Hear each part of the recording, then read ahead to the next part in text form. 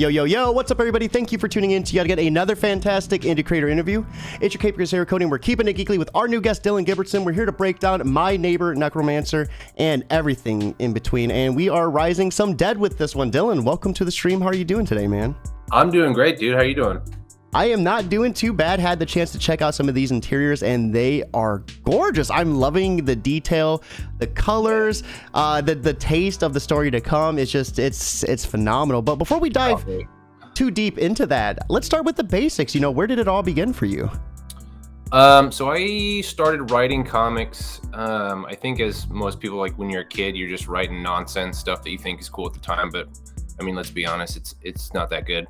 And then I sort of shelved any kind of writing aspirations until I got to college. When I was a health major in college, and we would often learn things in classes, that stuff that I thought was really interesting. I sort of just pluck things out and just make up wild stories with this piece of real information. So one of them, I remember we were learning about, I can't remember what their names are, but like there's cartilaginous rings in your airway that sort of hold it open. And I was like, what if somebody was born without those and they have to be like an air gulper and they have to like swallow air, like physically. And I made this stupid little character that I never wrote a story with, but I was like, that's kind of weird and interesting. That is such a crazy way to approach it too. I already love how this is beginning, because I'm sitting here thinking like you would have to gulp it. You would look like a fish like on land. Yeah. So I'm in the middle of writing a novel as well, and there's actually a scene in there where the group of people find this sort of school of fish monsters that can walk on land, and they're called gulpers, and I sort of incorporated that. So I use it eventually, but at the time, it's just weirdness that I have to write down somewhere so I don't forget it. But another one was in a genetics class, we were learning how similar humans are to chimpanzees, and just like how very small the differences are in your genetic code. And I was like, is it possible to just be born a human from a family of chimpanzees? Like just be born a regular dude? And so I made up this stupid character named Humanzi, I think is what I call him. He's just a regular dude. He worked a 9-to-5 job. He had a wife and kids. Like he liked to golf, and he was just a regular dude, but he was born from a family of chimpanzees. And, please tell me like the dad had like glasses and wore like a button-up shirt. I didn't even get that far with it. I was just like, this would be funny, and then never do anything with it ever again. The one that sort of got me back into actually writing and doing things with these ideas was a comic called Bear Arm Baby, and I think it's still up on my website, and it's got these they're basically like MS Paint drawings from my friend at the time. Her name is Amber, and she sort of helped me edit and write it a little bit, but it was about this. So the story starts with a woman who is having complications in the womb, and so they have to do surgery. And so they open up the womb, and they're like, oh, the baby's gonna be born without arms. And so the doctor says, hey, and it talks to an intern, is like, can you get me the baby DNA? Right, like baby DNA is a freaking like a thing. And so he's like, I'm on my way, but he's wearing headphones at the time. And so when he gets over to like the racks of DNA that they just have out in the open, he's like, what did he say? He's like, Bayer. And so he grabs a vial of bear DNA, and then they do the thing, and the doctor accidentally dumps a bunch of scalpels into the womb as he's closing it up. So when the baby, like you do, and so when the baby's born, it's got these giant bear arms that it can walk on. So it walks on its bear arms, and on one of its claws, it's got like the razor scalpels for its claws. I think it had a laser pointer eye too, and it's just the wildest. It's either the best or the dumbest thing you'll ever read in your entire life. And I think most of the time it goes towards the dumbest thing, but yeah. So anyway, so that was the long story of how I kind of got started writing comics. And then one of my first stories that actually got published was one called The Cellar Calls My Name, about this kid's dad who sort of haunts the basement of his house and calls him down there. And then I don't want to call it breaking into comics, but the one that got me the most attention, I think the one that people know me the most for, is a book called Sweetheart. that got picked up. It was pretty successful. It's a 5-issue miniseries, right? That's right. Yeah. It was pretty successful. Won a couple of awards. Um, and then I took a sort of a hiatus. I stopped writing for a bit, and then I got brought back into the fold by the Yule group, the Grant Stoy, and for the Yule Dreadful Tales for the holiday season, and that got nominated for a Ringo, and that was really exciting. And since then, like, I've just been banging on all cylinders until I can get this book out. That is so cool, and I love it too. You know, it's comics is a beautiful thing, right? Like, the weird stuff is, like, for me, is like some of the most fun stuff to read, because there's so much seriousness in comics that when you get a chance to break away from it, it feels like that is what comics is all about. Yeah, like, yeah. I mean, if you can't make a comic about nonsense that you've just, that you've come up with in your head, like, what are we even doing? Yeah. Like, comics are supposed to be fun. Just go wild with it. Get weird with it. So congratulations on the Ringo nomination. That is so awesome. What was the short story that you had in Yule? It was called the Belschnickel, and so it was about the Belschnickel. If you're not familiar, is this figure in European Nordic type lore, and it sort of plays both sides of the coin. So it'll punishes the wicked and gifts to the good, kind of a thing. So what happens a lot in the stories, in the folk tales, is the Belschnickel will show up at your house, and he's got a stick in his hand, a switch in his hand, and he'll either ask you riddles or he'll ask for gifts. And if you answer wrong or give him a bad gift, he beats you with the stick, or he'll, like, stuff you in his sack and bring you, to wherever his lair is and kill you or whatever. Or if you're a good kid and you answer the riddle correctly, or you give him nice gifts, then he gives you gifts in return. That's so cool. Yeah, and so I wrote a little story about that. And the riddle was, it wasn't the strongest riddle, but it was really fun. I went back and forth a lot with Matt Battaglia, who's the artist for it, and he did an amazing job. And yeah, it was a really fun story to write. I enjoyed it quite a bit. He did a House on Fire, didn't he? I believe he did, yeah. Wow, what a small world. I actually, I think I interviewed him for Comic Book Yeti for that. So I always, during these interviews, it's like I don't know, the rule of six, whatever, with people. It's like, it seems like every so often, like, I interviewed or I've seen or been involved with someone who, like, another creator has. I just love how, like, tight-knit this community is. Yeah, it's really cool. Yeah, oh yeah. So to go off of that, so one of the first people, and I think definitely the first real friend that I made in the comic book community, is our colorist for My Neighbor Necromancer. His name is Luca Romano. He's an Italian-based artist, and he's absurdly good at colors. He knows more about color theory than I know about things that I went to school for 8 years for, right? Like, he's so great at what he does. But we started working on this little project that never really went anywhere, like 10 years ago at this point. And we sort of kept in touch a little bit, and I always kind of wanted to find another project to get him in on. I did another project with him called There Is a Bridge, about a haunted bridge that was next to my house in Oregon.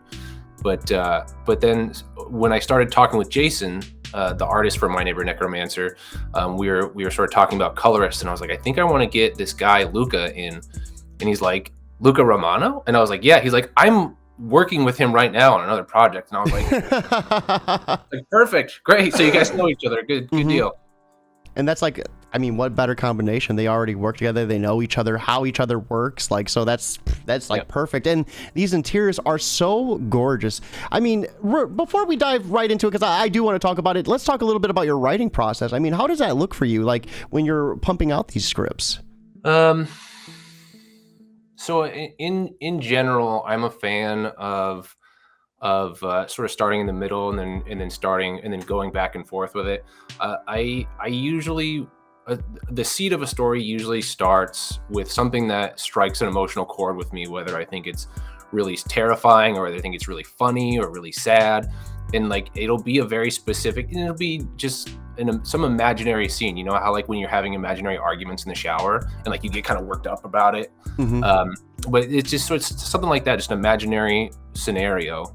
And then after I sort of develop the emotion of that scene, I was like, okay, how did we get here? How did these people get into this situation? And so I'll write that out a little bit until we get there. And I was like, okay, what's the aftermath of the situation? How do we get out? Who's affected by it? And then that's sort of the broad brush that I use to sort of paint an entire story with, and then I sort of fill it in a little bit. And then one of the shorter answers that I give to sort of questions like this is I like to write nonsense. If I have writer's block, I'll write stuff that doesn't have anything to do with the story, and I'll just write nonsense words until it starts to develop into something that makes more sense, something that connects, and then I'll delete all of the junk and I'll just run with the good stuff that I've found myself with, and I'll put that in the story somewhere. Isn't it like wild what you can do to trick your mind into working? yeah. It's the brain's stupid. You can trick it. It is. Stupid brain. So I mean, do you like to put any sort of music on, TV shows in the background? I used to be big into putting music on in the background. There was this band called Shaky Graves that had a couple. I'm not a fan of like their album stuff, but they had like 4 songs that they did live at some small venue, and those live versions were amazing. And I would just put those 4 songs on repeat. But I think after that was years and years ago at this point, and I think now it's mostly movies. And so I'll put on a movie in the background that I've seen a million times, and so I don't really need to pay attention to it. But like it's got I don't know, it's sort of like a comfort blanket, just the noises, the sounds that come with it, and so you just feel kind of cozy. Like I used to put Die Hard on in the background all the time, Monster Squad. For a while I was putting on Scott Pilgrim for a bit, stuff like that. Yeah. So do you think Die Hard's a Christmas movie or no? You're gonna get me kicked off the internet.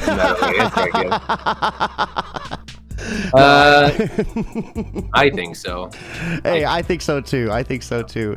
So we are here to talk about My Neighbor Necromancer. I mean, the interiors I've seen are absolutely gorgeous. This is going live tomorrow. So give us the deets. I mean, what is this story about?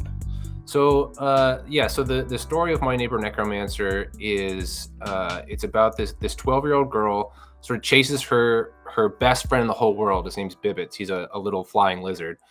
Chases him into the woods when he's chased by a raven one day, and she sort of stumbles upon this old broken cabin.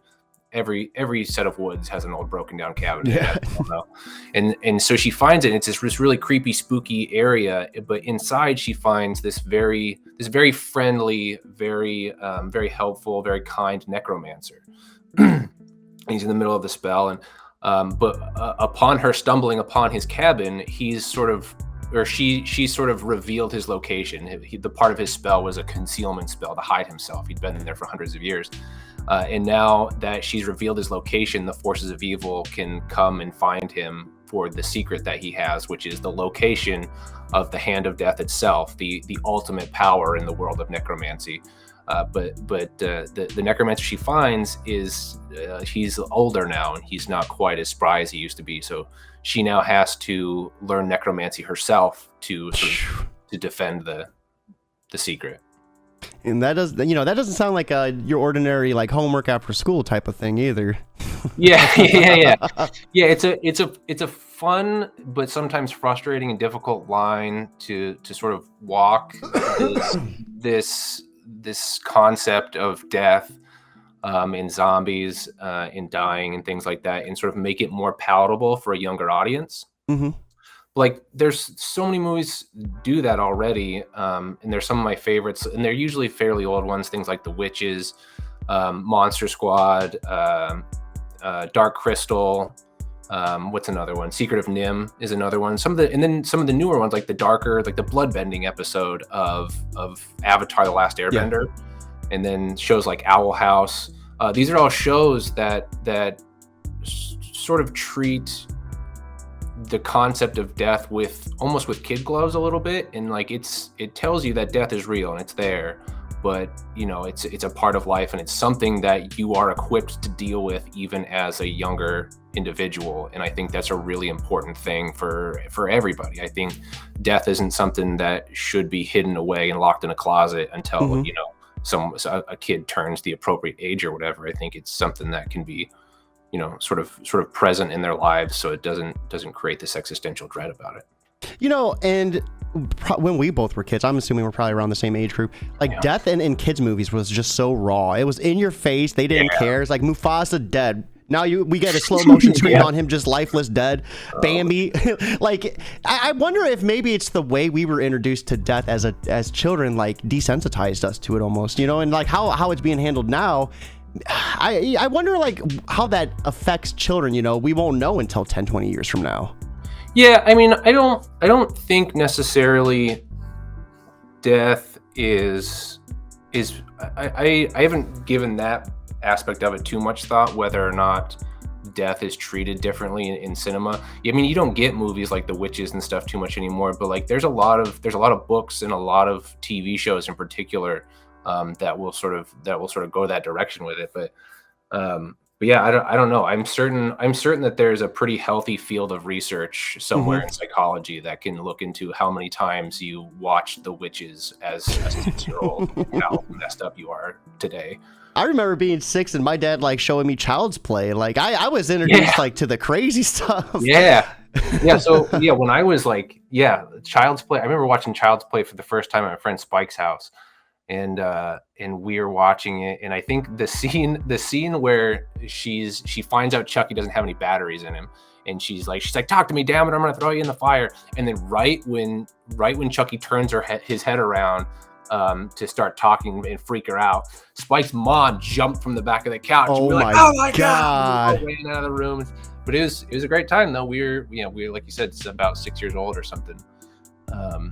I haven't thought about that memory in a long time. Thanks for bringing that up. I got there's a picture of me for Halloween when I was a little kid, dressed up as Chucky and everything, with the bibs and everything. Like I don't know what it was, but my parents were like super into showing me just messed up movies that I would not show my own kids today.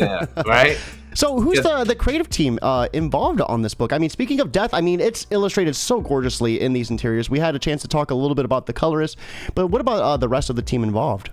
Yeah, so Luca, like we said before, is the colorist. He's incredible.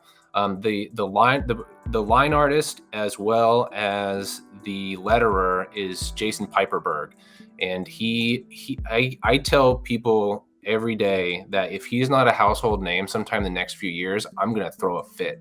He's so good, and he's so meticulous and serious about his craft, and he's constantly working to try and make himself better. He kept talking to me through the process of making the pages that we have about how it's taking him too long to do them. And I was like, I think you're going fine. He's like, no, I need to be more efficient. I need to figure out how to do this without sacrificing quality. And I was like, I mean, yeah, that'd be great if you could do it faster, I suppose.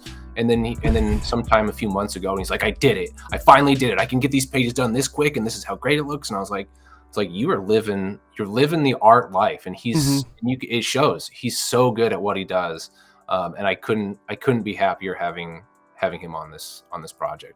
And then we had the logo done by Tim Daniel, who's a legend at this point. Tim Daniel, he's done some of the best logos of the past 10 years, and I was pretty happy that he even responded to my email to get that one done. But he was also super into it. I couldn't believe how excited he was about doing that logo, and it's amazing. That logo is great.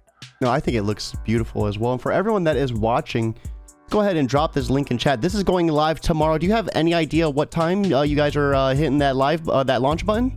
Yeah, so I'm gonna hit the launch button at 9 a.m. Eastern Standard Time. That's 6 a.m. Pacific Standard Time. So 9 a.m. New York time, 6 a.m. Los Angeles time. So any early bird specials or anything that you can maybe start talking about a little early?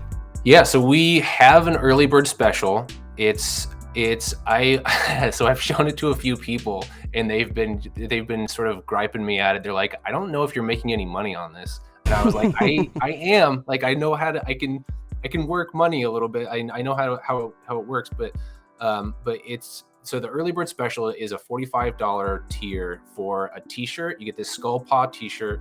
In one of them, I don't know if we're able to look at one of the pages right now. So there's a skull paw emblem that Cyrano, who's the good necromancer, uses to sort of dismiss this skeletal being. Hold that he on one that he second conjures. Yeah, that one right there. Yep. The one Wow, that was like on the left perfect. side. Yeah, that was great timing on that one.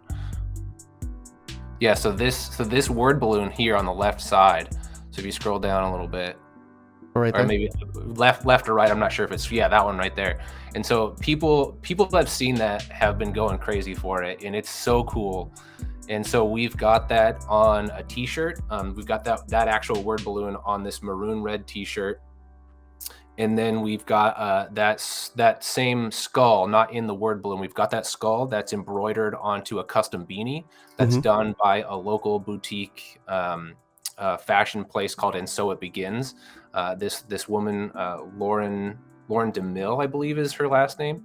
But I met her at WickedCon like a few months ago, and she was like, "Yeah, I can do anything," and I was like, "Okay." And so I sent her this file, and she did it right on the spot. She sewed the whole thing on the spot, and I was like, "This has to be in the campaign." That's so we've got brilliant marketing too. Like, let me do it right here in front of you. Like, yeah, it's great. Yeah, I couldn't believe how fast she could do it. It was really cool, and it was on this crappy this crappy JPEG that I had on my phone, and I would just like show it to her. She's like, "Yeah, send that to me." And so I sent it to her, and it was all pixelated and crappy.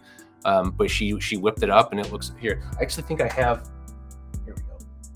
This is the prototype she did. So this is a black and white one. She has it in green and on. oh, that looks good. Yeah. It's so good. It looks incredible. What is that? Is that did you design that or did the artist? No, Jason designed this. I was gonna say, I was gonna ask if that maybe was like from Magic the Gathering a little bit, No, like a nod to it. This is all Jason Piperberg's work. Artist and awesome. letterer extraordinaire. And so we've got this symbol embroidered in the green color that you see in the comic on a beanie. It's also going to come with a 3-pack of prints, some 6x9 prints. The prints will be the cover of the first issue. The second print is this scene of Jesse discovering Cyrano's cabin. I think we've got it actually in one of these pages as well. Here, let's take a look at some of these interiors, and what we'll do is when we get there, so that way I don't have to go back and forth. This is that one screen you were talking about, or the panel where she's chasing Bibbits. I love it too, the little flying lizard. Is it an actual lizard or just something you had your artist whip up? Nope, it's an actual flying lizard. So we got a bunch of reference photos and threw them up, and he made a little design. One of the things that I like that makes Bibbits one of his, I forget the term right now, one of his defining characteristics physically are these 3 dots that he has below his eye. I don't think we have a good shot of it in any of these pages, but that distinct imagery is something that I really enjoyed and that I incorporated into the story that I think comes around in issue 2. So give us a little bit about our protagonist as well. So Jessie she's very curious. She's very upbeat. She's a very happy young child, but she's nervous about things. And so while she likes to have fun and she wants the world to be this happy place, the only person who can really get her out of her shell is Bibbits. And so in the beginning of the first issue, it starts with this game of hide and seek, and she's like, "Oh, Bibbits, where are you? Like you always do this in the morning," and she's having a great time until she finds out that Bibbits is hiding in the basement, and she doesn't want to go in the basement because it's terrifying down there. But because it's Bibbits, she's willing to go down there, and so Bibbits is sort of like this necessary component for her to do more and be better than she thinks she is. Even though she's everything she needs to be, but Bibbits is the one that helps her do everything. And I love this sequence right here, the chase sequence, the way Bibbits, the flight trail from Bibbits, the trip, very gorgeous, and just the way it's articulated. This is all your artist is phenomenal. He's so good. I could talk all day about how great Jason is. Another thing I really loved is this page in particular, like how the back splash is like its own like art, and then the panels on top of it, like the way it was layered is just gorgeous. Yeah, I believe I said almost those exact words when he showed me this page. I was like, this is the greatest backdrop I've ever seen, and I love it. And then I'm assuming, is this the page 10 is on the left and this is on the right? Like it kind of like goes together? Yes, I believe that is correct. Yeah, no, that's awesome how it lays out too. Yeah. Mm-hmm.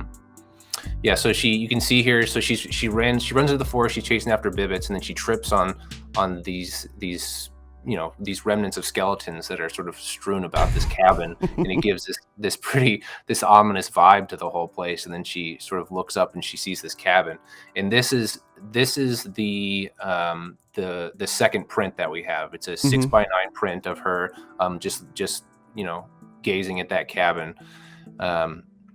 And then she sort of sees Bibbits hopping in there, and she's like, Bibbits, wait. And this whole scene, this 3-page sequence, is something that I didn't realize, I think, until I was in the middle of writing it, and then really tried to get on the page. When I was like, how old was I? I was maybe 10 years old. My family lived in Alaska, and it was in the middle of winter, and we lived right next to the Kenai River. And the Kenai River is a big river, and it's extremely dangerous if you go in. It usually freezes over in the middle of winter, but it hadn't yet at this point. And it was very dark because it's Alaska and in the middle of winter, right? And so we had a dog. His name was Lucky, and he was not well trained at all. And he got out of the house, and I was terrified of the dark as a kid. I mean, as you can imagine, a kid who's watching like Chucky and Jaws and stuff as a child, you either grow up really brave or you grow up a skater cat. It's one of the two. And I was at 10 years old, I was terrified of the dark. But when Lucky ran away, I totally disregarded any concerns I had about what was in the woods at night. And I ran after him. I was like, Lucky, come back. And I was shouting and screaming. And then he actually ran and got into the river. He jumped in the river, and I just followed him. I jumped right, and it's very reckless in hindsight. Probably should not have done that. But at the time I didn't care, because he was my best friend in the world at that time. And so that was something that I really tried to put on in the script on here. And then Jason did an incredible job of translating that. I love that. Yeah. And I think to this day, I still like, if I'm like going up from the basement and it's dark, I run up those stairs. I'm not letting whatever's down there get me. Like, I don't know what it is. Like, I feel it like creeping up my back. I'm like, dude, I'm almost 34. What the hell? Yeah, I remember do you ever see, what was the movie, The People Under the Stairs? Yeah, yep. When I was a kid, I hadn't even seen that movie, but I had seen the box and the title in the movie store, in the rental section. And like just the concept, I was like, there's people under the stairs. I have to run up them or they're going to grab my feet. That's terrifying. That is terrifying. And this would be equally as terrifying, right? Like walking into a cabin in the middle of the woods. There's skeletons, skulls everywhere, skin rug on the wall with crazy designs. Like, she's pretty brave for being 12 years old, or at least wants to get Bibbits back bad enough. Yeah. So yeah, this is there's a joke in comics, I think, where like the writer takes like 4 seconds to write room filled with ancient artifacts and books and whatever, and the artist has to spend like 1,000,000 hours doing it. But I tried to be as specific as I could with what needed to be in this room.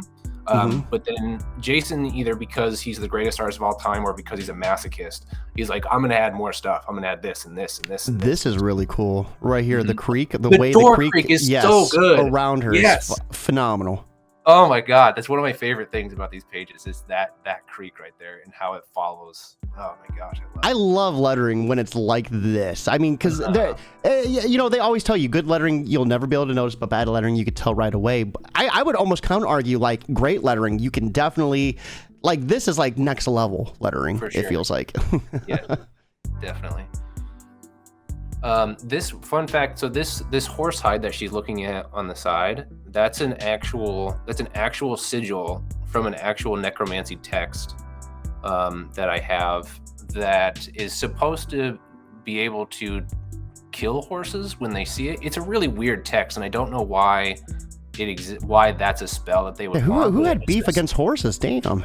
I know, yeah. I mean, maybe if your enemy has a horse or something, but allegedly, if a horse sees that, it will drop dead. And that doesn't really have any connection to anything. That's just a little tidbit that that exists, I guess. So this speech looks wild. Is this is there any special code to this, or is there any special thing that we should be expecting?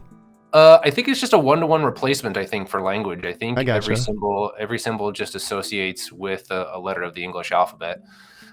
So you can decipher it if you want to. I think what we did on this is I wrote out a spell, the words to be spoken for the spell, and then Jason turned it into this text, and then I think it's so I don't think all the words could fit in the balloon, and so I think it's just like basically a picture of the middle of the paragraph that I wrote for the spell, and so I don't know how much you can actually decipher from that, but yeah, if you're willing and able, you can decipher this spell. I love this coloring. This is so gorgeous. Holy crap. Yeah, when Luca brought this back, I did not expect it to actually feel like it was glowing on the page. Like I thought he'd put lights in it or something to fool me or something, but it glows. It really pops off the page. Even the highlights like in her hair, like from the back, like this is beautiful. Yeah. I appreciate you letting us look at these interiors too, because it's always nice to kind of get a chance to just like go over the page and then hear what you have to say about it too, because then something you say might spark something I didn't notice right off the rip. I love this lettering, the sound effect. This is so cool. Yeah, that's another Jason original. I think that one's really good. So I mean, how much investigations did you do on necromancy? It sounds like you kind of looked into it a little bit. Yeah, I don't know how to put like a quantifiable. It's like I could raise the dead for a little bit, you know.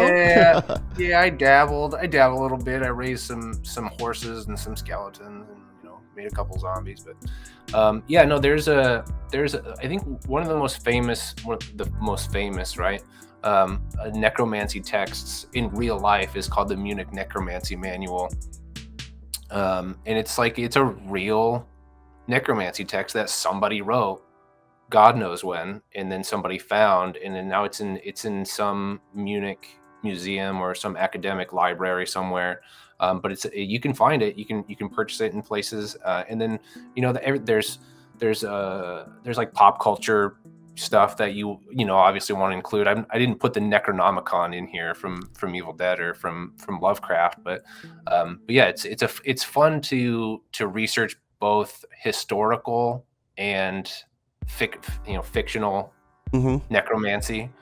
Not that all necromancy is or is not fictional, but to research both of them and then sort of blend them together and make a hybrid of historical. And it was perfect too, because the last couple of days I've been playing Diablo 4 and I was doing a hardcore build of Necromancer, and I kept getting my ass beat. I would keep losing my character at like level 20. I almost had one build get past it and then it glitched out, and then like if you disconnect, like it kills your character off anyways.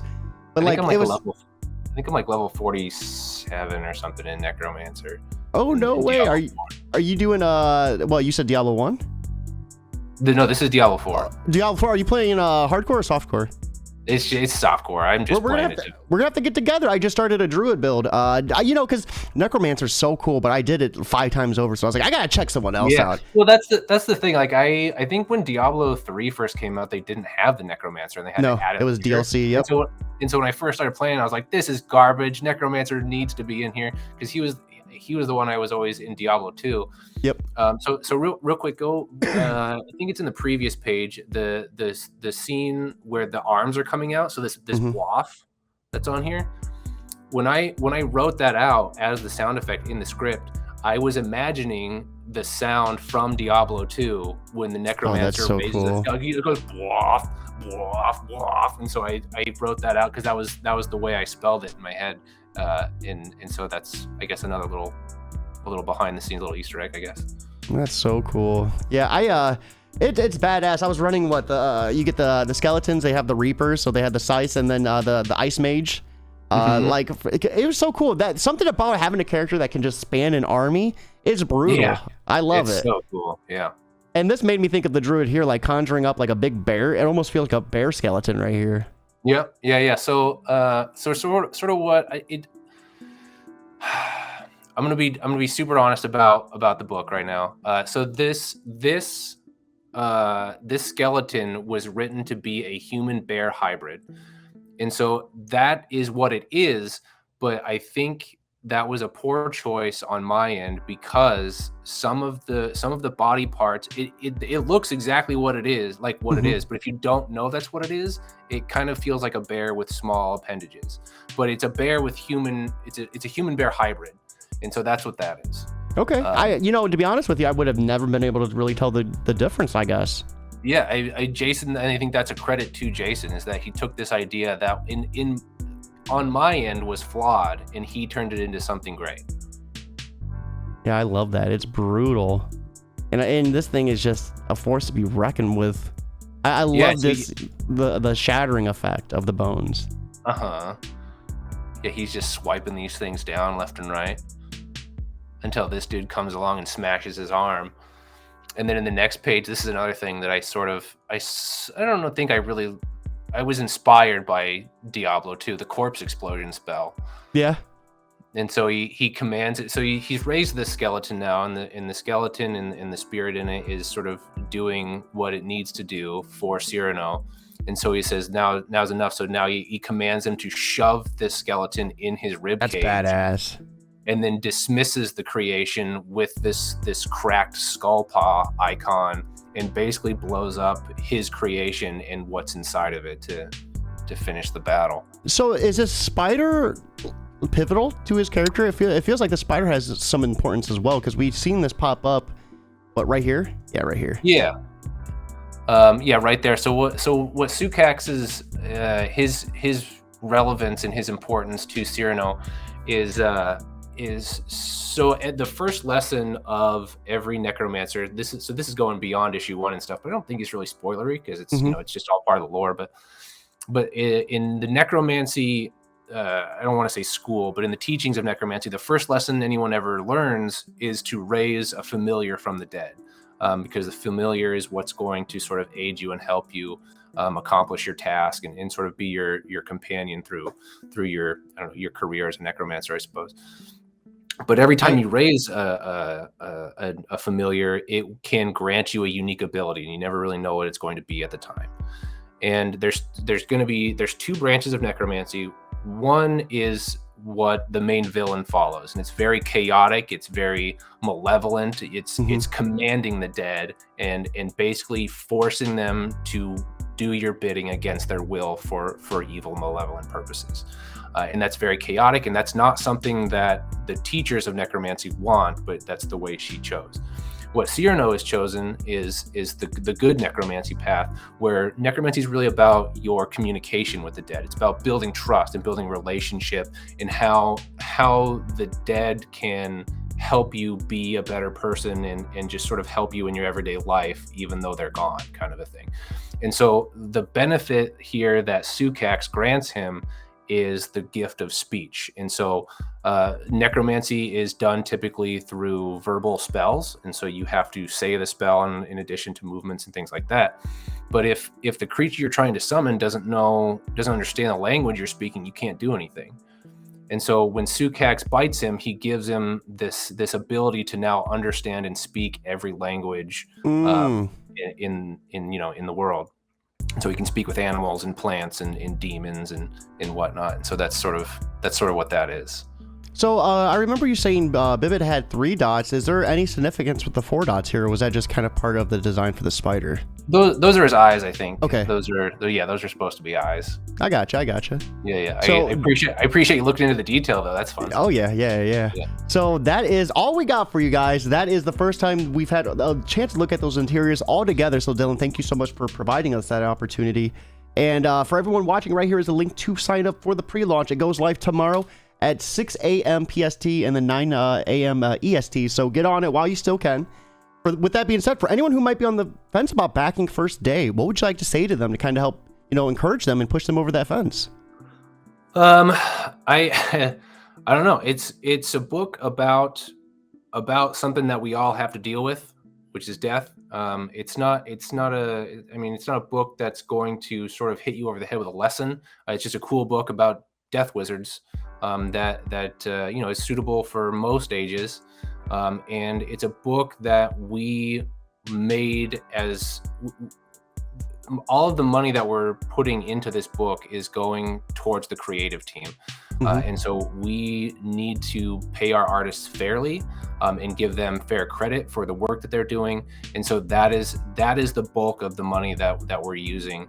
And so if anything, if you're backing, just to make sure that that our artists are treated fairly and paid fairly.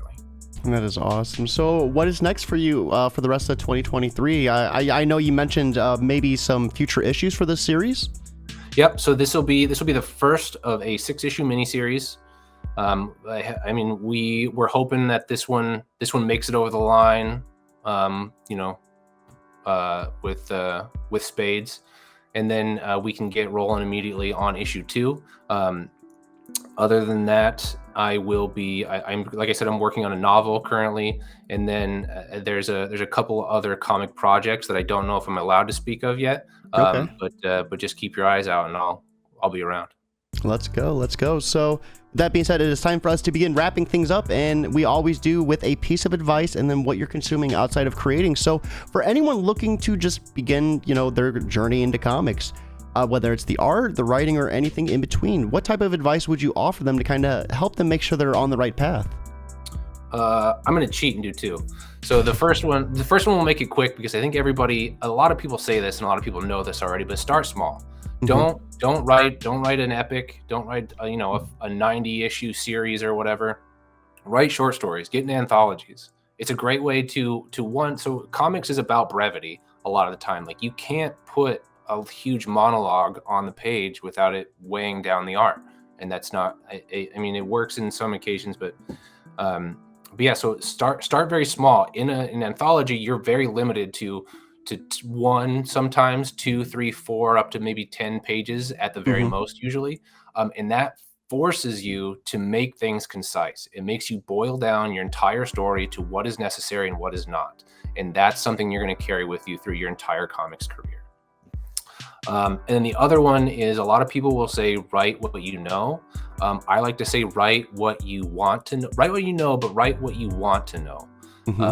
One way, I think, a sort of a cheat to making your characters more relatable and making them feel more organic is working out your own issues through them. So if they have a fear, or if they have a concern, or if they've got a love of something, that make that your love and put that in that character, and then explore that, and then see if it's something that you are unsure of or something that you want to figure out. Do it together, do it with your character, and then that revelation, or wherever you end up, will be natural, and it'll read great. So you guys are going to see an issue that I write where I am running up the stairs with my original character away from the basement demons that are trying to eat our toes. So Dillon, outside of creating, what are you consuming? Video games, books, comics, TV shows? What are you doing outside?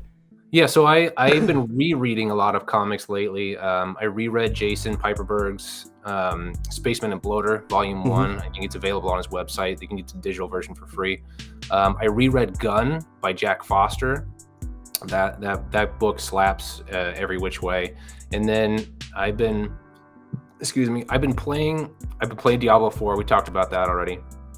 And then a game that I haven't stopped playing since lockdown is a game called Hunt Showdown. Oh yeah, that's a good one. Oh my gosh, I suck at it, but it's fun. That's the great part about it, is that everybody kind of sucks at it. It's so hard. It's such an unforgiving It gives game me anxiety problems too. Yeah. Like it's cool. I love it because rather than stuff like Call of Duty, where a lot of the guns are like they're fully automatic and like you can just shoot everywhere and not really worry about it. In Hunt Showdown, like every shot matters because they're mostly single shot stuff. It's all stuff from the 1800s, and so you have to be very purposeful about what you do and how you move and the noises you make to not give yourself away. Anyway, I could talk. The character design in that game is incredible too. Every tiered hunter, every legendary hunter is just a masterpiece in character design. I love it. I love that game. That's awesome. So guys, with that being said, it's time for us to wrap up. We got some gaming to get in, so we're gonna be hopping off. I hope you all have a lovely new comic book day. Right there is the link. Make sure you sign up for the pre-launch. It's going live tomorrow, so don't miss out on that. With that being said, hope you all have an awesome time. Most importantly, guys, keep it geekly.